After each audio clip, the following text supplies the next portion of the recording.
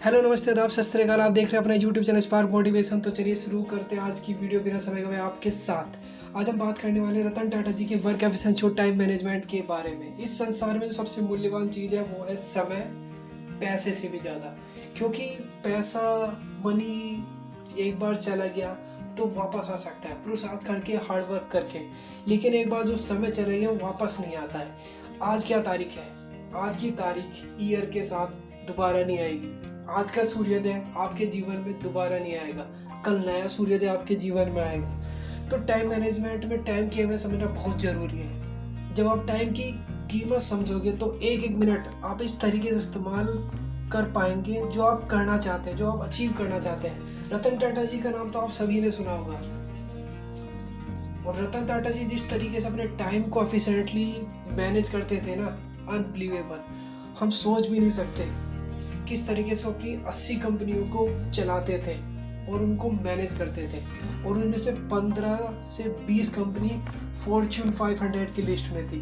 और जब रतन टाटा जी अपनी कंपनी टाटा सन के चेयरमैन थे ना, और 80 कंपनी उनके अंदर चलती थी, तो एक स्टोरी बताता हूँ। जब उनके अंडर 80 कंपनी चलती थी, 80 कंपनी थी, 80 कंपनी में बोर्ड मीटिंग होती थी, जनरल मीटिंग होती थी। तो 80 कंपनी की 80 बोर्ड मीटिंग और 80 कंपनी की 80 जनरल मीटिंग, मतलब टोटल 160 मीटिंग। और 160 मीटिंग मतलब 160 दिन, 365 में से 160 दिन, और बाकी के दिन जो बचे उनमें से जो 52 दिन थे वो चले जाते थे संडे में, और जो बाकी के दिन बचे वो चले जाते थे गवर्नमेंट हॉलीडे में, फेस्टिवल में, या कुछ लीव के अंदर।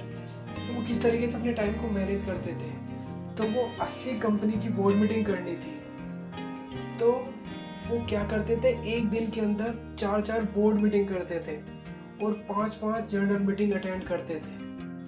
और ये 4-4 बोर्ड मीटिंग कोई एक टॉपिक पे नहीं होती थी, क्योंकि डिफरेंट कंपनी है तो उनके डिफरेंट टॉपिक होंगे, डिफरेंट पॉइंट होंगे, और उन डिफरेंट पॉइंट पे अलग अलग पॉइंट पे डिस्कशन करना। एक रूम में जाना, इस पॉइंट पे डिस्कस करना, फिर दूसरे रूम में जाना, दूसरे पॉइंट पे डिस्कस करना, तीसरे रूम में जाना, तीसरे पॉइंट पे डिस्कस करना, फिर चौथे रूम में जाना, चौथे पॉइंट पे डिस्कस करना। अनबिलीवेबल। इससे पता चला कि एक ह्यूमन ब्रेन कितना कैपेबल है, कितनी एफिशिएंटली से काम कर सकता है। ये बस हमारी सोच का नतीजा है कि हम अपने ब्रेन को किस तरीके से यूज़ कर सकते हैं, इसका किस तरीके से यूटिलाइज कर सकते हैं। और जब इन डिफरेंट टॉपिक पे उन्हें बात करनी थी, पॉइंट डिस्कस करना होता था, तो उसके लिए उन्हें क्या करना पड़ता था, टाइम निकाल के इन टॉपिक पे पढ़ना भी होता था। तो वो टाइम कहाँ निकालते थे? इन टॉपिक को पढ़ने के लिए वो टाइम निकालते थे जब वो अपने ऑफिस से घर जाते थे या घर से ऑफिस जाते थे। उस टाइम में वो उन टॉपिक को पढ़ते थे कि अच्छा ये टॉपिक है इस फील्ड पे, ये टॉपिक है इस फील्ड का, ये टॉपिक है इस फील्ड का, मतलब 4 बोर्ड मीटिंग अटेंड करनी है, ये 4 डिफरेंट टॉपिक है, और इन टॉपिक के सब पॉइंट हैं, इन पे मुझे डिस्कस करना है। और वो जब घर से ऑफिस जाते थे, इसी टाइम इंटरवल के बीच में वो पढ़ लिया करते थे, और इस तरीके से पढ़ते थे ना कि इन 4 board meeting, different board meeting के अंदर एक भी पॉइंट बिना डिस्कस किए बिना नहीं रहते थे। मतलब सारे पॉइंट इस तरीके से उनके ब्रेन में छप जाते थे ना कि वो कभी भूलते नहीं थे कि दोबारा उन्हें इस टॉपिक को रिवीजन करना पड़े या अपने सेक्रेटरी से मांगना पड़े, अरे वो पॉइंट रह गया, दोबारा बताना क्या पॉइंट था। नहीं, एक बार जो पढ़ लिया बस तुरंत उसके ऊपर वो डिस्कस करना स्टार्ट। कभी वो ये भी नहीं कहते जैसे मीटिंग कंप्लीट हो गई, मीटिंग से बाहर आने के बाद कहते हैं अरे ये पॉइंट डिस्कस किए बिना रह गया, ये पॉइंट डिस्कस किए बिना रह गया। नहीं, एक बार कार से घर से ऑफिस आ रहे उसी बीच में पढ़ लिया पॉइंट, सब पॉइंट पढ़ लिए, अच्छा ये डिस्कस करना, तुरंत उस पर करना है डिस्कस, बिना एक भी पॉइंट को छोड़े। इससे पता चलता है कि रतन टाटा जी अपने काम के लिए कितने ईमानदार थे, कितने फोकस थे और कितने अटेंशन थे। और दूसरी कहानी ये है कि वो 80 कंपनी चलाते थे, तो 80 कंपनी चलाते थे तो उनके पास डेली कितने मेल और लेटर आते होंगे, और उन ईमेल का, उन लेटर का उन्हें जवाब भी देना होता था। तो उन ईमेल का, लेटर का जवाब किस तरीके से देते थे, इसके पीछे भी एक अमेजिंग स्टोरी है।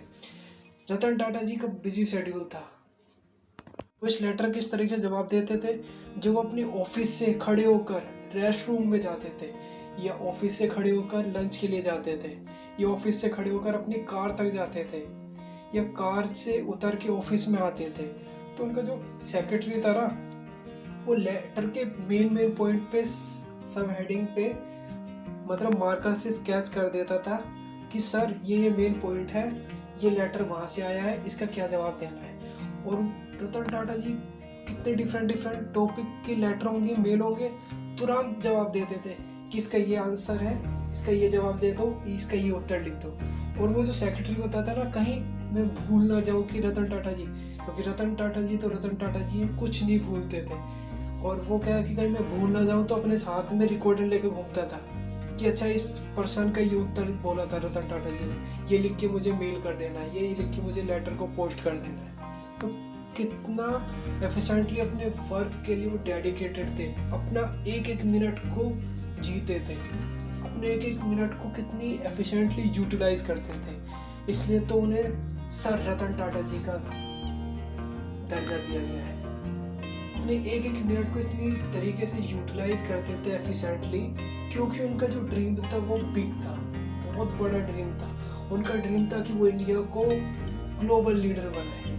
तो उसके लिए वो अपने हर मिनट, हर सेकंड इतने एफिशिएंटली देते थे कि मुझे अपनी कंपनी के थ्रू इंडिया को वर्ल्ड लीडर बनाना है। तो हमें भी इन स्टोरी से सीखना चाहिए कि किस तरीके से हम लोग टाइम को यूटिलाइज कर सकते हैं इफ़ेक्टिवली और आगे बढ़ सकते हैं।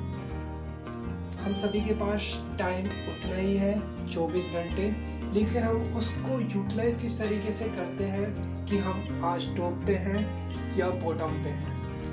अगर एफिशिएंटली यूज़ करेंगे तो टॉप पे, अगर हम टाइम को वेस्ट करेंगे तो बॉटम पे। स्टोरी आपको कैसी लगी कमेंट बॉक्स में ज़रूर बताएं।